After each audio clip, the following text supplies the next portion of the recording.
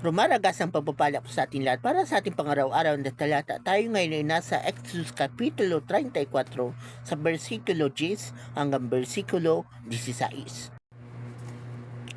Sinabi ni Yahweh, makikipagtipan ako sa inyo sa harapan ng inyong bayan at ay gagawa ako ng mga himalang hindi pa nangyayari sa daigdig kailan. Dahil dito, makikita ng mga Israelita kung gaano ako kadakila. So, sundin ninyo ang aking mga utos. Palalayasin ko sa pupuntahan ninyo ang mga Amoreo, Cananeo, Heteo, Pereseo, Hebeo at mga Jebuseo. Huwag kayo magkipag-isa sa mga daratan ninyo roon sapagkat iyon ang magiging simula ng inyong pagkapahamakan. Sa halip sirain ninyo ang kanilang mga altar, durugin ninyo ang mga batong ginagamit nila sa kanilang pangsamba, tibuwal ang mga haliging kinikilala nilang sagrado. Huwag kayong sasamba sa ibang Diyos sapagkat akong si Yahweh ay Diyos na mapapanibughuin. Ang pangalan ko'y mapanibughuin. Huwag kayong magkipag-isa sa mga taga-roon. Baka mahikayat nila kayong kumain ng mga handog sa kanilang Diyos-Diyosan. Kapag sila'y sumamba sa mga itong, huwag ninyong bahayaan na ang mga anak ninyong lalaki ay mag-asawa ng mga taga-roon. Baka mahikayat sila ng mga ito na maglingkod sa kanilang mga Diyos-Diyosan kapag sila'y sumamba sa mga ito.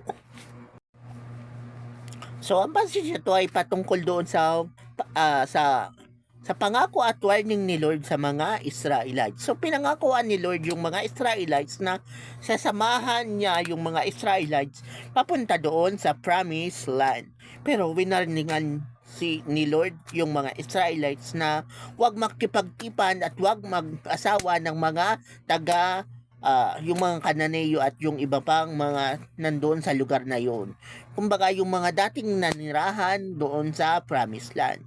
So, bakit kaya ganun ang warning ni Lord? Siyempre, yung mga Canaanites, Hivites, Hittites, and the likes, iba rin ang kanilang Diyos. So, pwedeng malid sila sa idolatry. So, ayaw nun ni Lord. Kasi malilihi sila ng landas or maliligaw ng landas at maling pagsamba ang kanilang magagawa.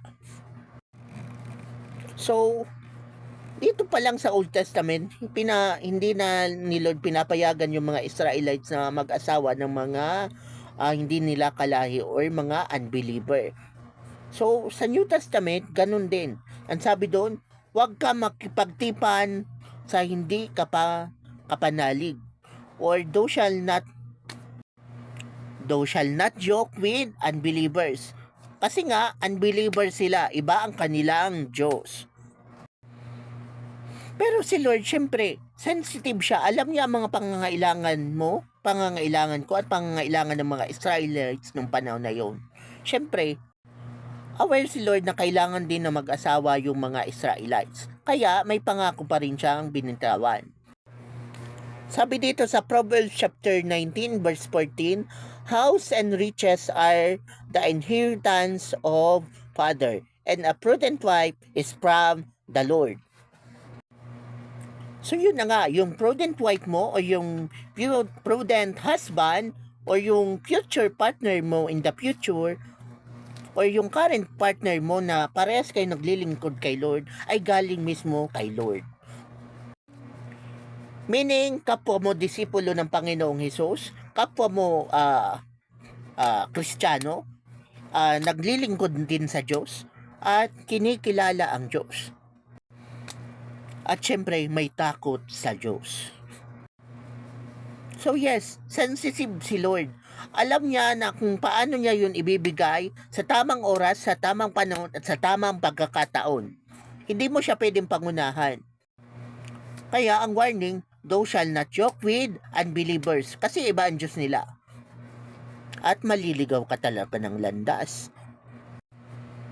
So yes, kung single ka man at napapanood mo ang video na to, asahan mo na si Lord ipoprovide ang mapapangasawa mo in the future. So katulad mo rin na naglilingkod sa Diyos, disipulo ng Panginoong Hesus, at niniwala at nagtitiwala sa kanyang kapangyarihan. Kumbaga, parehas kayo believer. Di ba? At syempre, so, huwag ka mag-alala kung single ka man ngayon sa panahon na to. Si Lord, bahala, siya na ang bahala sa'yo. Di ba? Just do your part and allow God to do the rest. Okay?